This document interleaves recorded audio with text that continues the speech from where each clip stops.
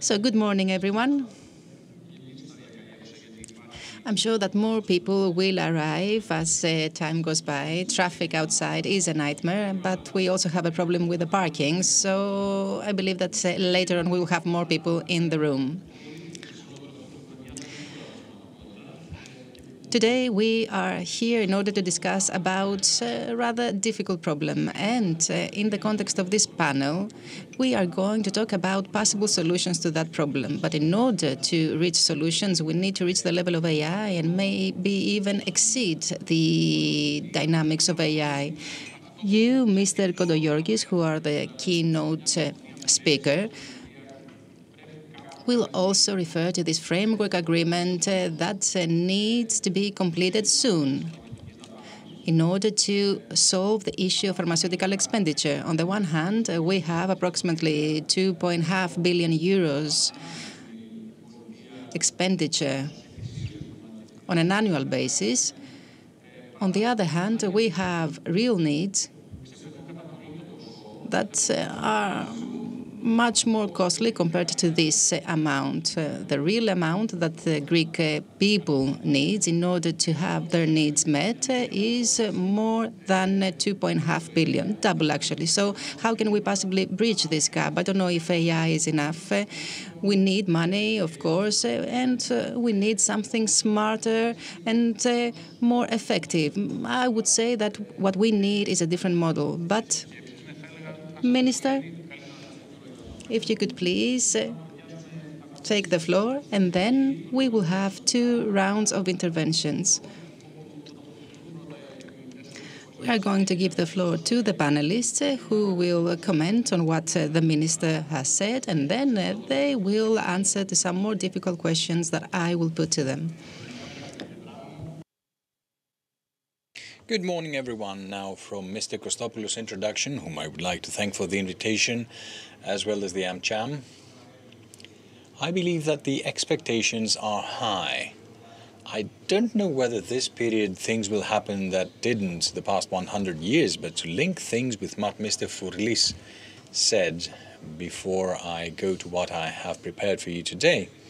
And since he did refer to AI, we are at a time when several decisions that have to do with Europe and Greece will affect the landscape in innovation and the industry alike for the various several years. But I would like to ask you to devote some time, because some of you have already done that, the report of Super Mario Draghi, on European economy and competitiveness, and in particular the chapter that has to do with innovation and to what extent AI can be that factor that will give the opportunity to Europe to regain the first step, as it were, in innovation. But it also set those limitations that pertain to the Greek case and Greek economy. What are those? Well, it's the fact that we're lagging behind, digitally speaking.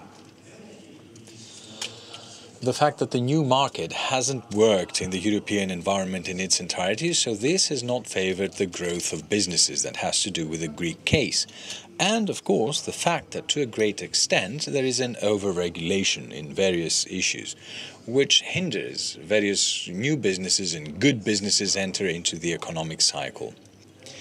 Surely today's topic pertains to politics, to reform, to the need, like Mr. Christopoulos said, to change things that have been bothering us for years, and structural reforms and delays and everything. But this reform is meeting the personal experience, the experiential life and knowledge of everyone with a health system that was created to offer equitable access to all. And this is something we should always remember. The national health system shielded health and all its aspects for a society that claims its prosperity on the basis of equality. And let's remember that we should not take this for granted, especially during the pandemic, not just in our country. This was threatened. But the SE, the national health system, was a barrier, as it were. It was It was a wave breaker that helped us prepare the country and protect the country with the vaccination program and everything to allow us to exit this crisis with an impact that could have been catalytic for society, for the economy, and for the weaker, the more vulnerable ones, because this is where interest lies. As you know, we set as our priority the enhancement of funding the national health system. As of 2019, we have an increase from 3.8 billion to 5.8 billion of the GDP in order to be able to plan and design policies. But this increase in and of itself is not enough. We need rationalization and reduction of expenditure. It is a system that is under stress and tired. We're trying to have the best possible digitization despite the delays. You know, we do have funding from the RRF, so we need to be on time. In a temporal prediction that favored the urban centers, and we place emphasis on the region and the remote areas. And the lacking control of the economics and the finances of the national health system, we have protocols that enhance saving. And of course, the management of disease or trauma, we prioritize prevention. And in this tug-of-war we have between the public and the private sector in health as well, we promote the partnerships, which we exhibited during the pandemic, and these are the ones we'll be talking about. Besides, the government has been trying to resolve structural problems to ensure and secure sustainability overall, with a free economy but without squandering public money, with early prevention of disease and filtering of patients in primary healthcare, and so on and so forth. As you very well know, the big horizontal programs are in progress. Building upgrade, digital upgrade, which must have a preparedness to be able to incorporate the utilization and exploitation of data as well as AI, as was mentioned earlier. The support of the human resources, both in terms of amounts of money and in numbers. For 2024, the Minister mentioned a few things that seem encouraging. Some first results we have as compared to what we have been implementing. The first buildings are being delivered, which were built on RRF funds. This will be completed by August 2026. We have the largest number of performed surgical operations and an increase as of last year. And as you know, the afternoon hours with the participation of the Ministry of Health completed a negotiation with the European Commission in order for 51 million euros to be allocated from the RRF for free afternoon ORs, operations, to clear the backlog for people who cannot. And the people who haven't gone to surgeries are the ones who do not have another recourse, cannot result elsewhere. We closed budgets from the 10th of January. We have positive results. This is a process that we've undertaken for the first time. We are on target, and we're doing better than targets at the 8-month mark. And I think that in the 9-month mark we'll do even better. You know things about Ithika, as well as for the pharmaceutical expenditure with the AOP and the transparency required, and of course the shortcomings and the lackings in the drugs and the increases in drug prices that had to be performed for specific reasons. We have the Doxiadis plan, which is operational, the RRF. Well, you know, there is a legislative priority and initiative to enhance personal doctors, and these were analyzed yesterday. I will insist rather a bit more on the economics and finances, for which we still have some issues pending. And of course, some others, and you are people who've been working on these things for years, that come from the past. Several, of course, prepare for the future and have to do with the future. As you very well know, an interministerial committee was established with the participation of the Ministry of Health, the Ministry of Finance, and the Prime Minister's office. And there we set up a monitoring with specific landmarks in policies that have to do with structural interventions and curtailing, controlling expenditure. Now, we have the presidency of the government, the department, the Ministry of Development, due to the potential clawback, will be the institutional interlocutors with the market from now on for the joint issues, for the issues that have to do with health and primarily financial issues. The 4 axes of pharmaceutical were pharma, hospitals, health providers and some horizontal policies that require the coordination of ministries and facilitate, like the uninsured, active or inactive, SSN, etc., Social Security number. Now, we have a rational increase of the budget for pharmaceutical expense and curtailing squandering, which will allow us to remove or rather reduce the refunds we impose on the market. The target is to create the fiscal space to rationalize and streamline pharmaceutical expense, the purchase of drugs to the benefit of citizens, innovation and investment. This is implemented by safeguarding, I would call it, an increase of budgets and some changes in the EKP, centralization of procurements, controlled prescription and so on and so forth. Apart from the improvement and optimization of pharmaceutical policy and transparency, the government places great emphasis in securing access of patients to the necessary treatments, and of course the promotion of innovation. We have the evaluation committee. In public hospitals, the EKP order reception system, you know that, the control with KPIs, measurable KPIs, the implementation of DRGs, and of course the rebate system with any objections that there may be, and of course management of arrears. In conclusion, I should like to say that our program is focused on a more general control and curtailing of expenditure and reduction of clawback for the benefit of 300 million or such, and continuation of the funding of the investment clawback. Same as this year, we have the process between the co-competent ministers for the issuance of the joint ministerial decision. We have the same thing for the next years, and in the same logic we have the RRF plans and projects that are financing clinical trials, R&D studies, and of course the MP fund that with 200 million can in fact finance and fund investments on innovation in the field of sector.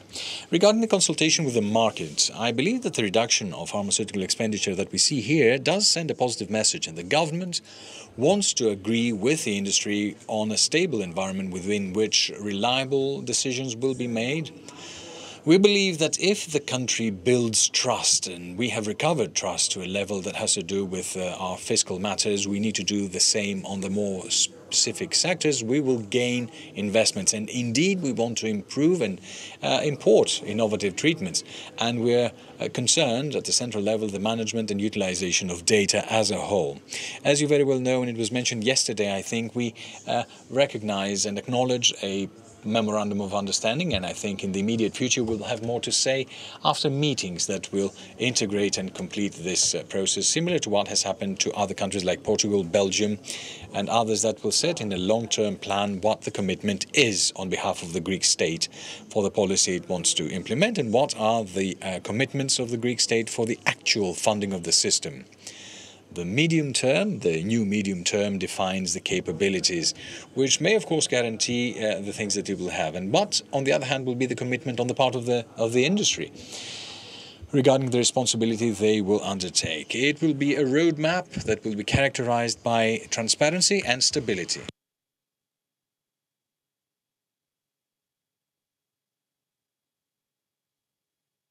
While we're waiting the Minister to take his seat, I would like to make the introductions. We have Mr.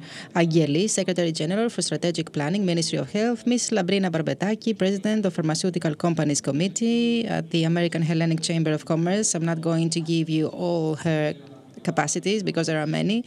Elena Chouliara, Vice President and responsible for reimbursement, but also responsible for the negotiation in the Hellenic Association of Pharmaceutical Industries. And Theodore Tryfon, President of the Panhellenic Union of Pharmaceutical Industries. You know one another, I'm sure for that. And I'm not surprised when I hear Mr. Kontogeorgis saying that increasing funding is a priority of the government. It has tried to increase funding and it continues to do so. And this actually leads me to the following question, Ms. Barmpetaki. After the RRF, what? I cannot ask this question as a journalist because I know that funding is currently increasing, which means that we found resources that didn't exist in the past. But the point is that these resources will not exist forever. So how are you going to replace them? I understand that the framework agreement is important, and I would like you to tell me how far you think that it will last and what will it entail? Is it an integrated model, as I imagine it, that includes all the steps starting from the identification of needs, the treatment, the importation of treatments, the cost, the financial resources, the shortage of financial resources, or is it simply a political framework agreement? In other words, it is an agreement on the basis of different principles that constitutes the basis of further discussions. So good morning. I would like to thank the AmCham for the invitation. And I would like to start with the first question, which was whether we are aiming at having whether we are planning to continue increasing the funding. Yes, of course, this is the answer. And the Prime Minister has said that we will continue increasing the funding in the system. We had 320 million entering the system for 2024. The Minister beautifully described that the goal of the system is to have extra funding on the one hand and on the other to reduce squandering in order to improve the effectiveness. The immediate goals in the health system are, first of all, timely and equal access to new effective treatments. But of course, we know that this has two sides, the side of offer and the side of demand. So it is a wider policy that we implement in order to correct the existing distortions. Now, with this agreement, some people call it a framework agreement, others memorandum of understanding. What we are trying to do is actually to do what other countries have done in the past. This is basically an agreement between the state and the industry in the context of which they agree that in the coming 3-4 years, we will have this increase of funding. This amount of money will enter the system, for example. That is why it's very important to have around the table representatives of the Ministry of Finance, but also of Development, not just of the Ministry of Health, since this discussion pertains to commitments that need to be made by other ministries. So first and foremost, we need to have the Ministry of Finance. So what do these agreements do, these contracts or memorandum of understanding? Basically, they ensure predictability and stability because, okay, we know that we have underfunding problems. We know the amounts of clawbacks and rebates. But what the industries and the companies do not have is to know in advance what the year will bring. So they need the stability and the predictability so that they can know what will happen 2 years later, for example. And what is the timeline, do you believe? So let's talk about this memorandum of understanding. Since the government will last until 2027, the first memorandum of understanding will have a 3-year duration up to 2027. Maybe the next one will last 4 years, but the first one, on which we're going to agree with the industry, will have a 3-year horizon. So the most important pillar will be the funding pillar, which is very important for the industry, but there will be other pillars of equal importance. I'm not going to enter into details since it is a work in progress, but maybe it will have to do with the prioritization of the industry, the commitments made by the industry vis-à-vis the state, what is the commitment of the state for funding and investments. Last week, we had a meeting with SFEE, the Association of the Industry, and we expect SFEE to make an initial proposition on which we are going to build future plans. And this initial proposition that we are going to use, both us in collaboration with the other ministries, is important to include the entire industry, not just SFEE. SFEE, PIF, PEF, and SAFE.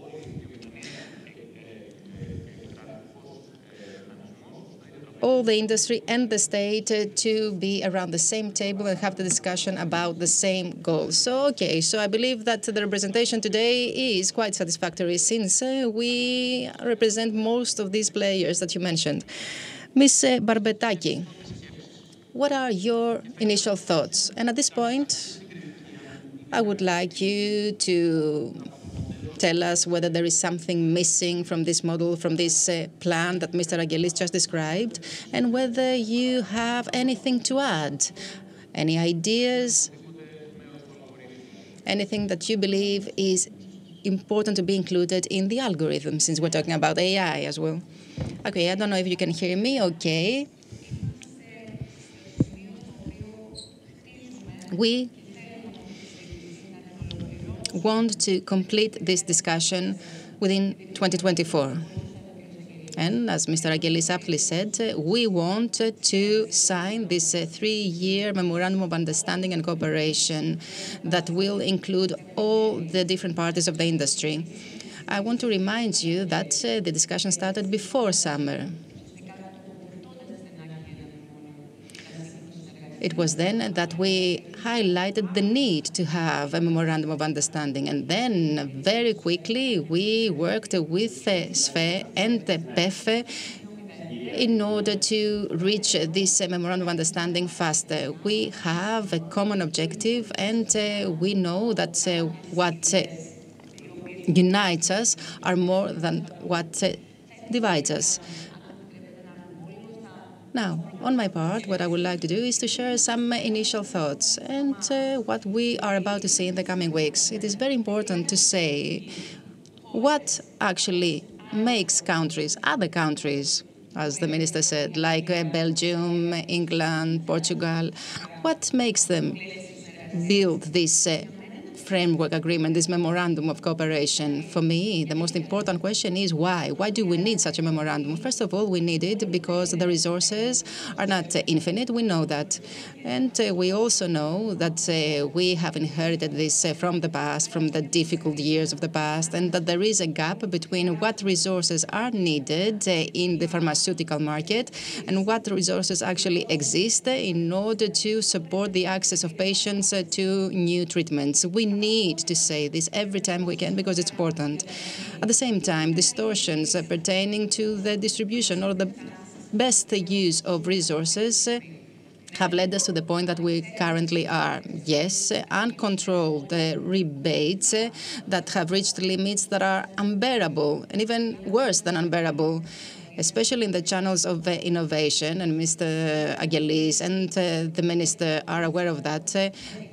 We are having discussions that 80 and 85% are not rebates that we can possibly accept since they do not allow for the import of new treatments.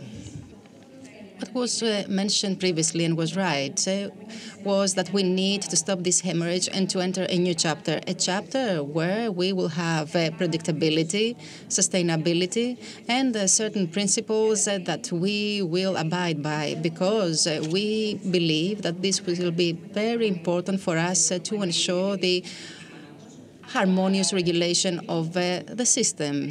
At the same time, we need to insist on the rational use of resources. We're not talking about a market that can continue to develop in an inflationary way. No. So there are two sides.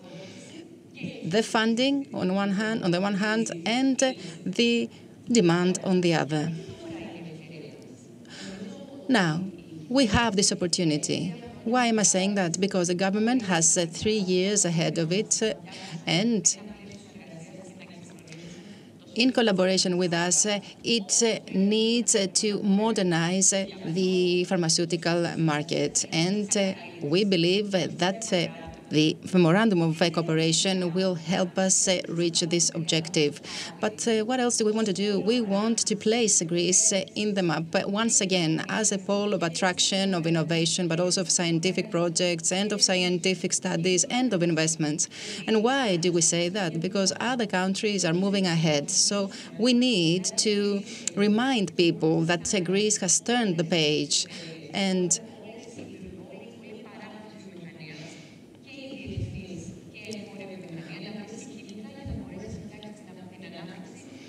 that on the basis of that, we need to find incentives in order to further promote growth and innovation. We need innovation. We want treatment solutions for the patients, and we can actually increase our footprint in that sector more as a an industry. So what do we want to achieve? Which are the results that we want to get? We want to have the necessary regulations and the needed funding, but also the right incentives and the commitment of the industry.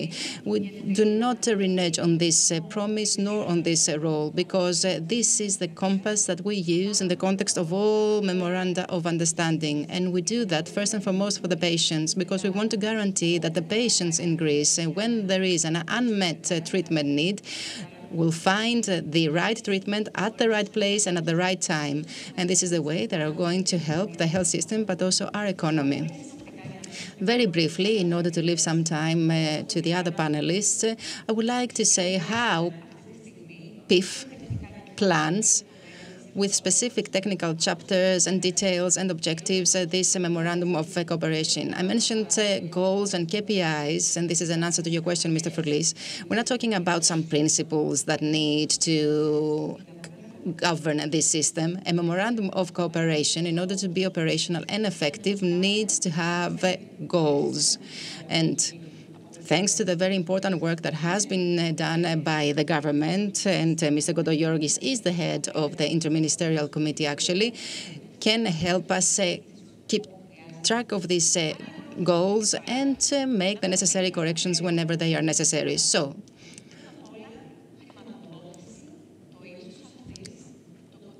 the content of this memorandum, first of all, funding.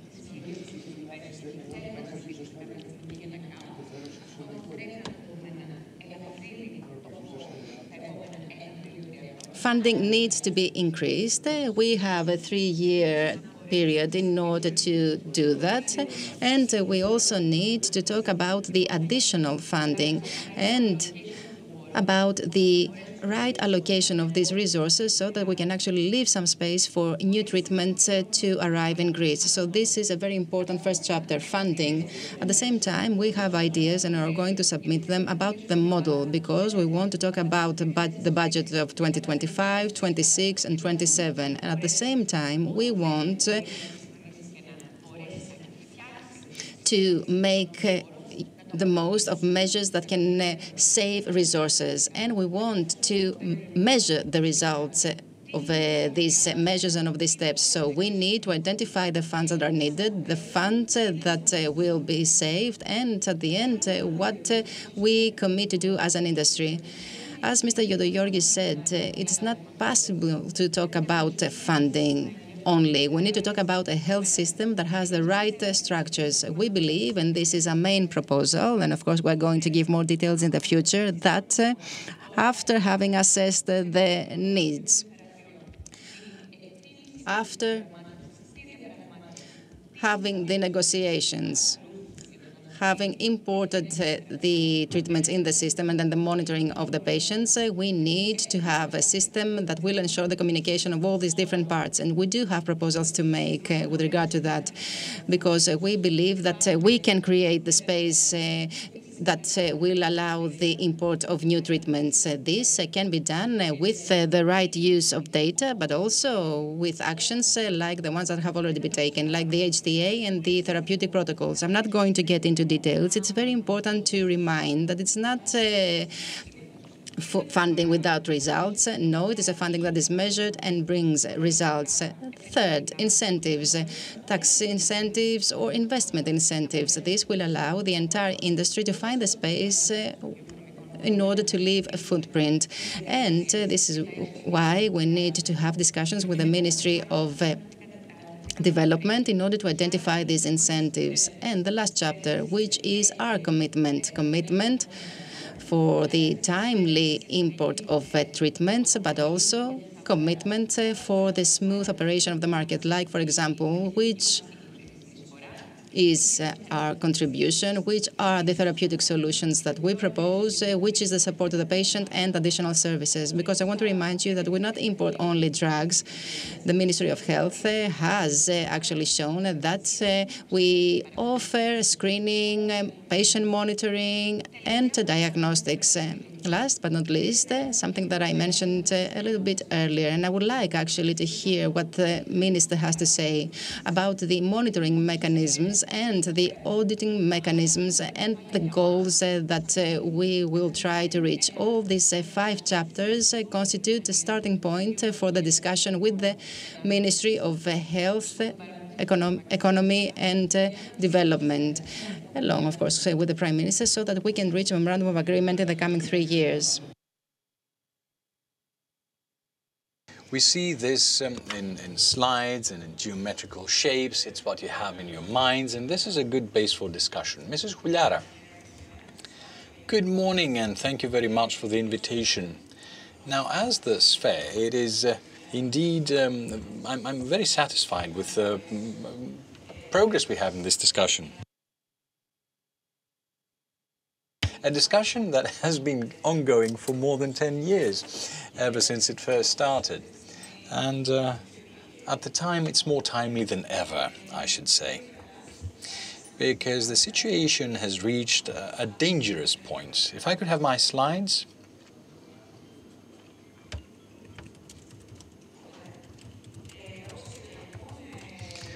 As I was saying, it has been an ongoing discussion, and the SFEE has already been, always been supporting the position that we need a national pharma policy in this country, which will secure and ensure sustainability to the benefit of the patients. So why do we say that this discussion is more timely than ever? Well, looking at the global trends, we can see that the conjuncture of aging populations,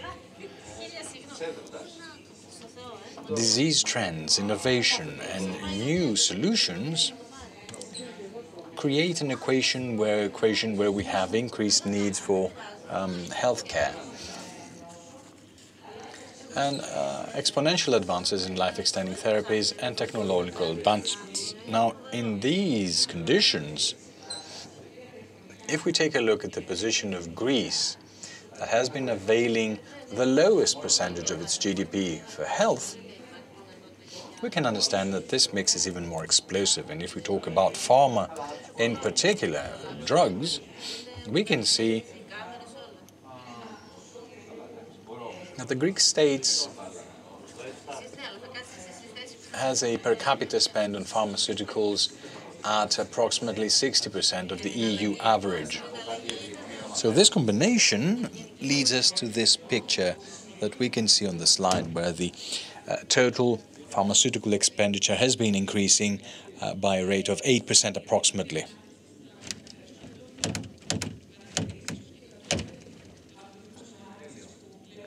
These growth rates are similar or the same with the pharma expenditure that we see in all advanced countries, but the difference with the Greek reality is that an increase is at around 8%, and the public pharmaceutical expenditure is increasing at a rate that is lower than 2% within the same period of time. And obviously this creates a funding gap that is covered to a great extent by the pharmaceutical industry, which in 2023 contributed to 50% of the overall cost for drugs that were consumed in Greece.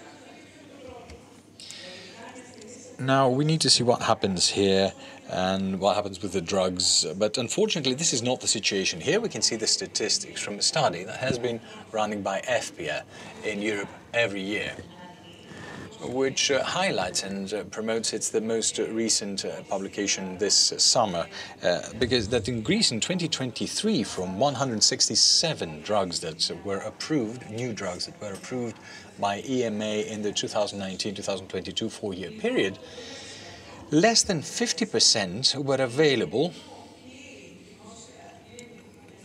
whereas full availability was for only 25% of them. Someone could say that this reflects delays in the process, but this is not exactly the case, because in a study carried out by IQVIA, as commissioned by SFEE, earlier this year, we saw exactly this worrying finding,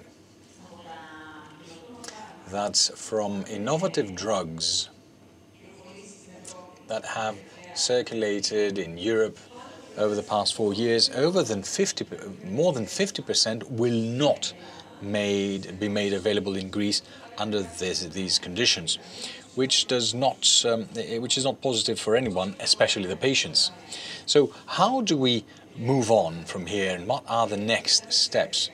As of 2019, Deloitte, with the support of the SFEE,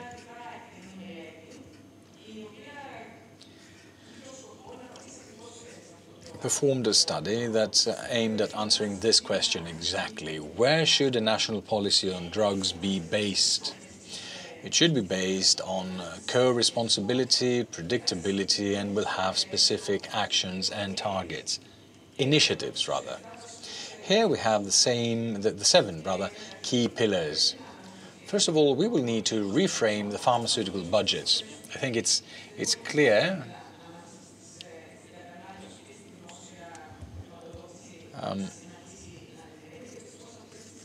increases as per the GDP growth rate are not enough.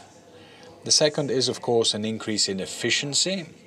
Of course, there's a lot of opportunities and gaps in the system. There's a lot of things that we can do in order to ensure and secure that the funds are spent in the best possible way. The third has to do with a payback mechanism. We will need to review that. The fourth has to do with enhancing the access to innovative therapies. So we shouldn't be talking about only 50% of the new treatments being available to patients in Greece. The fifth pillar has to do with the promotion of investments. And of course, there is great room for promotion in order to allow our sector to contribute even further in the growth and development of the economy.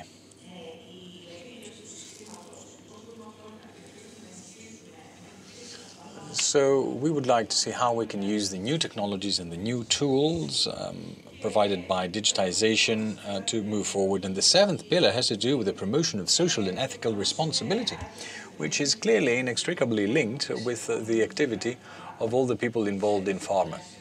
Now, we believe in SFEE that any discussion or framework of agreement or pact or memorandum on a national pharma policy will have to be based on these 7 pillars and cover these axes. Right. Well, so here we have a second point of view, correct, on how we should build this model. And I would like to say that, well, it would be interesting with the Ministry of Development if you actually presented everything. Right. Good morning to everyone. Thank you very much for the invitation. And I think I have a presentation ready, don't I? Right. Well, what I would like to say is that I represent 45 productive units and some foreign companies. This is a very big ecosystem in the 400 factories of generics that exist in Europe. Second, Greek companies have a lot of innovation, research and development. And this is very positive, and we hope that we will collaborate a lot longer and a lot more with other companies abroad. Some generics companies, but even with the large multinationals at the level of clinical trials. We did an Academy of Clinical Trials with Bayer, but also to bring parts of innovation in Greece on the basis of the very powerful and strong diaspora scientific community we have. This is one first point we have there, so we have a very strong productive base. The second means that in the pandemic, Greek companies and foreign companies covered the Greek population. It should not go without saying, and it happened to a greater extent than other countries in the European Union.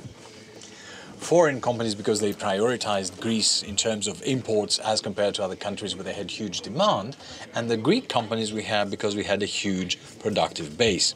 So it's during a crisis that you can see the issues and how people deal with them. I started with the pandemic to say this, that the pandemic was just the pretext. Those of us who were in business in Europe, and we in Greece experienced it more intensely, saw that the European model, regardless of the responsibilities of our country, to what extent had significant problems. I will also refer to the Draghi report because it has recorded great detailed things that need to be done, same as OLED, but I'm not very optimistic that these will happen, let alone fast. And I don't think that Germany, for instance, will be convinced to deal with this funding problem. But we have this. Europe now sets as its new targets in the post-pandemic era some things regarding the European strategy that have to do with our sector. Repatriation of production in Europe.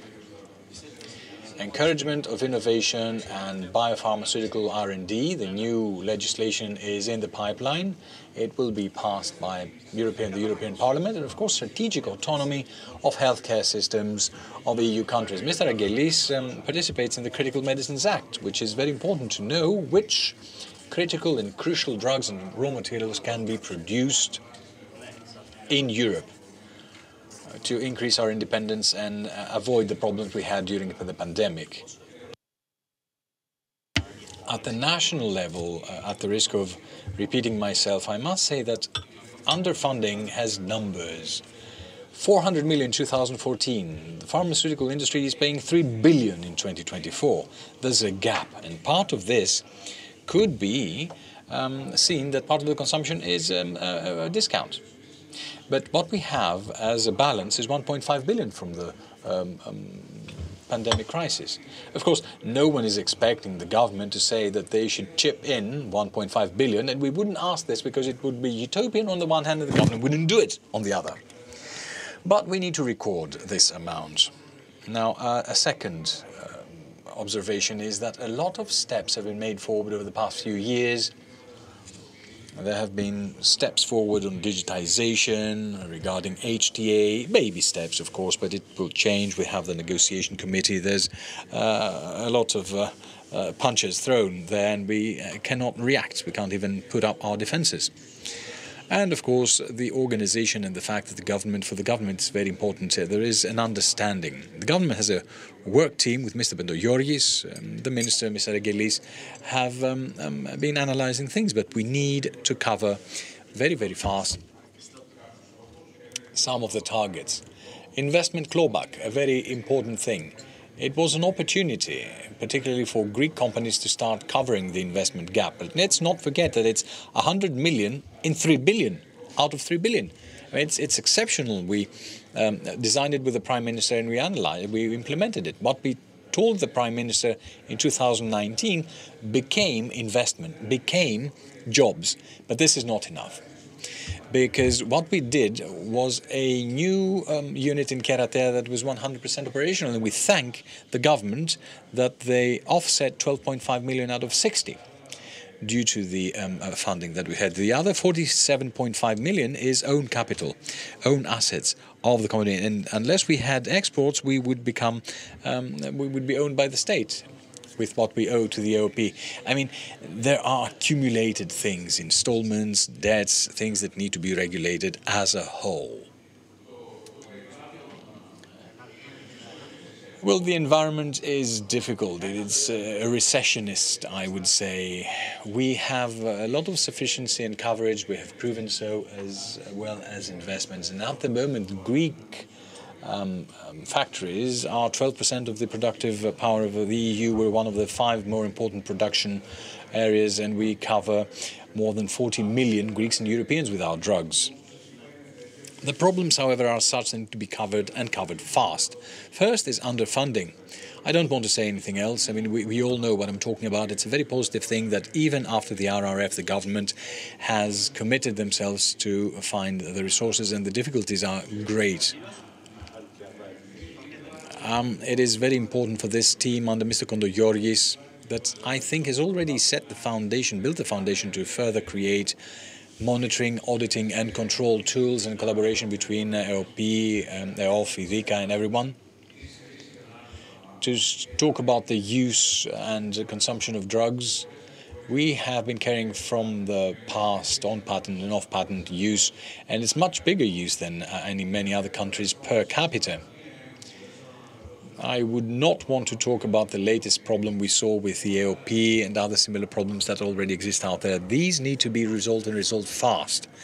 And the entire industry is at the disposal of the government for technical assistance. It's very important in terms of human resources and financial resources to help fast track in the next few years and find solutions, because they will be tormenting us for years to come. I said the huge consumption of on-patent and off-patent. There is iron, ferrum, it's a bivalent one. So it moves from 5 million to 40 million. I mean, what's going on there? I will start selling ferrum as well, and no one will do it. It's been for 3 years, and no one did this.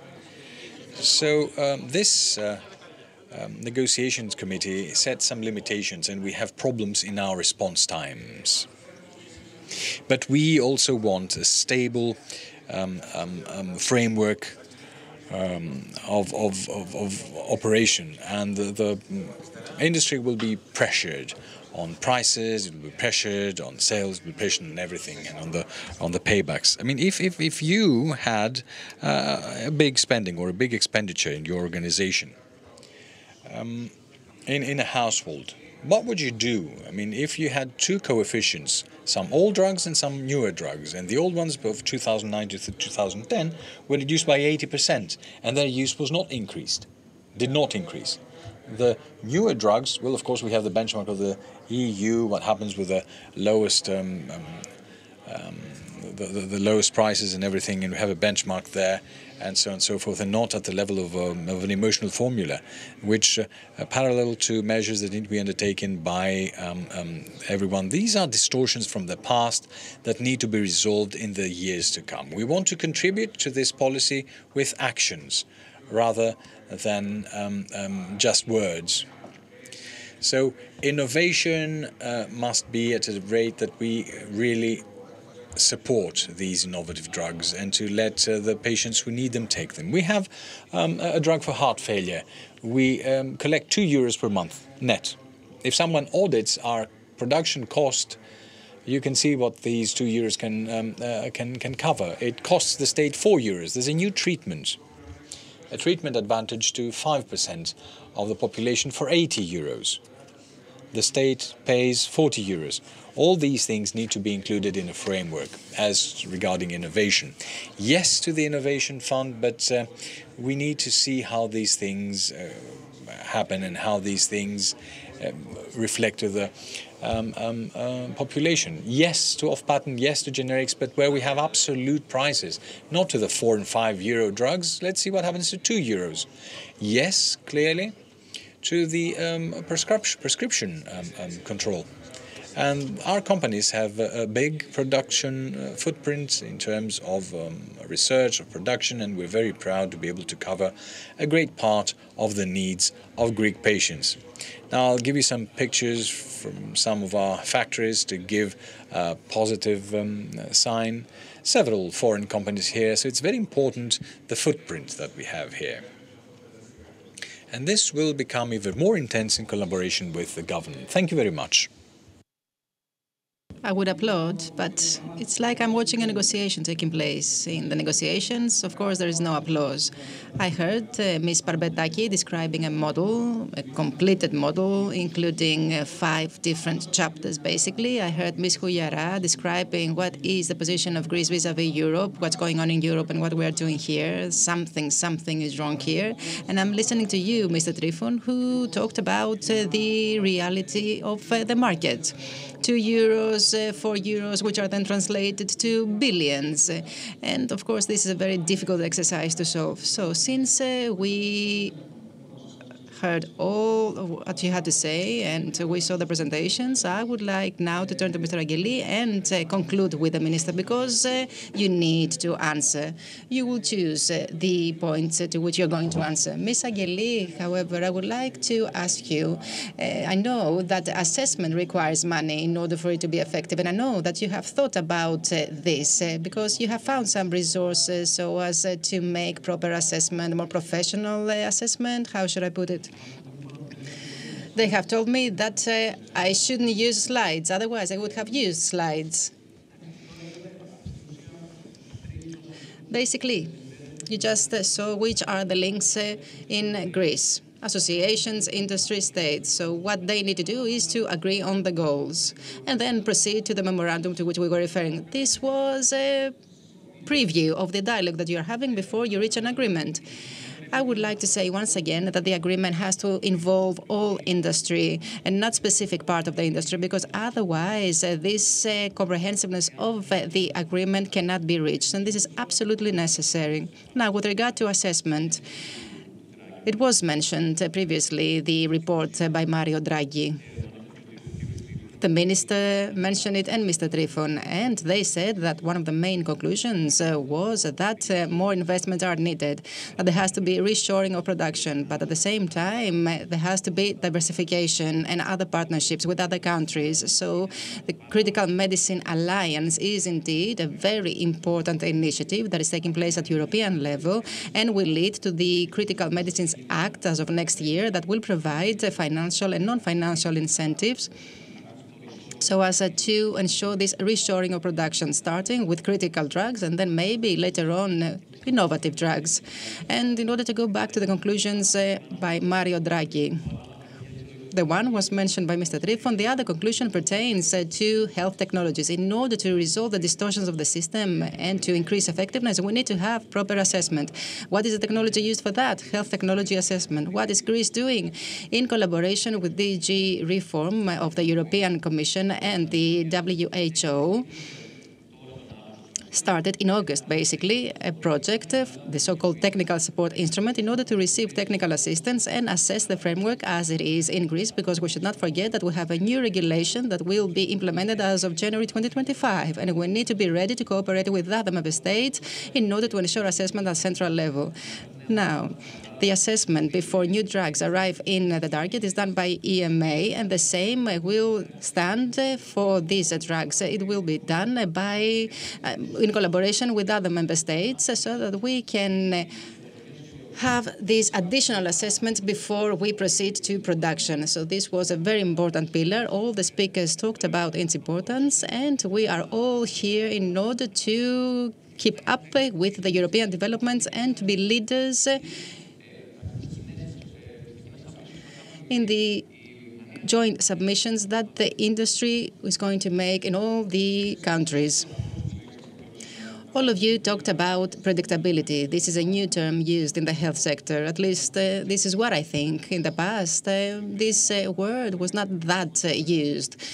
Predictability can actually make a difference, as you said, since we're talking about difficult problems that we are faced with the cost of billions. So this is something that everyone wants. So the only question that emerges is, how feasible is it? How quickly can we expect to get predictability as a result of this dialogue? Yes, I would like to add one more word, because, okay, we are having a technopolitical discussion now that we are all gathered and all the friends are listening to us. And I said what I said at the beginning, but now, after hearing the panelists, I would like to add another term.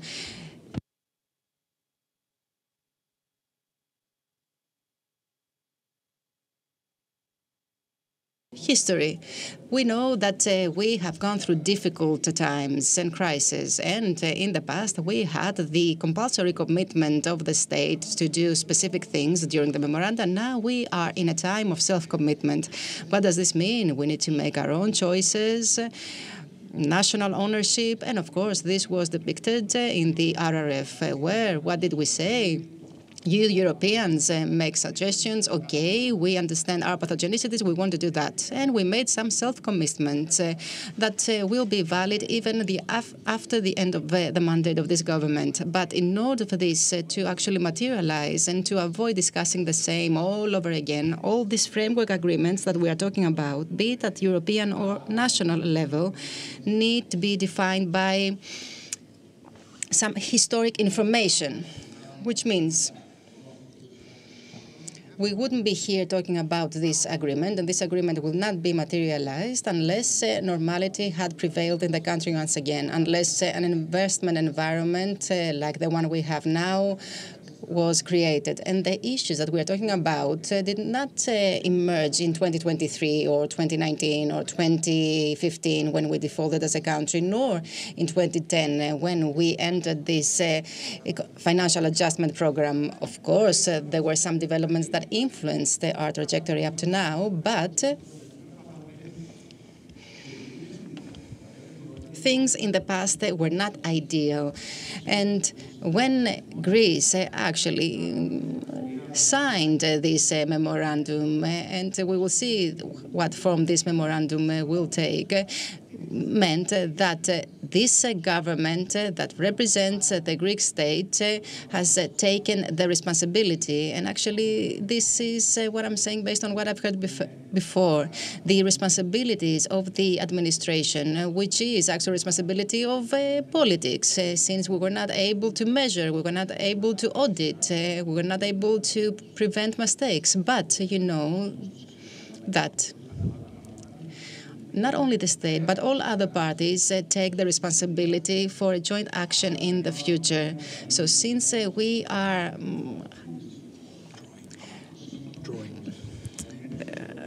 having this line that is influenced by the historic background, by the past, we need to find a way in order to find an exit out of this vicious cycle between private and public, because now is the moment, now is the opportunity to make the most of the normality that has prevailed, and in order to make the necessary changes, because our rationale is to be more useful and less pleasant. And history has shown that the most useful were not that pleasant. So what we are going to do, and on which we need to agree, will not be pleasant for everyone. However, they will be important, and they will incorporate this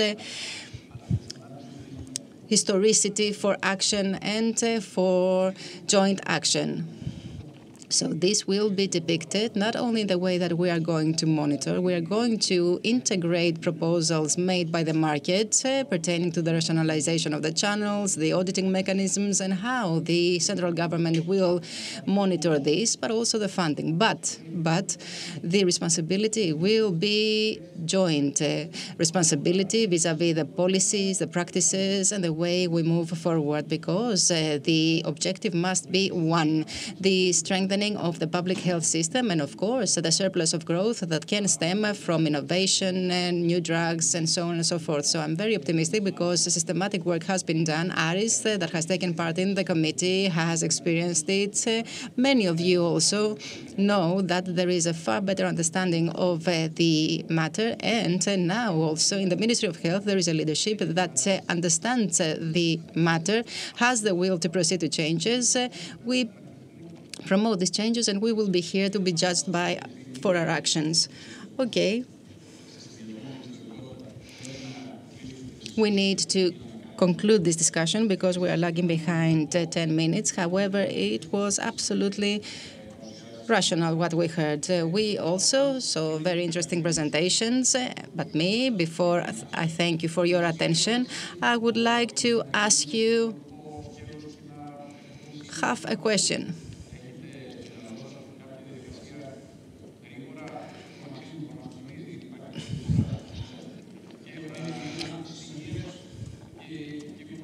We have the cooperation between Ministry of Health and Ministry of Economy. So what is the time frame for all this to happen in your view? We have talked about that in the context of the Delphi Forum, so my answer will be very, very quickly.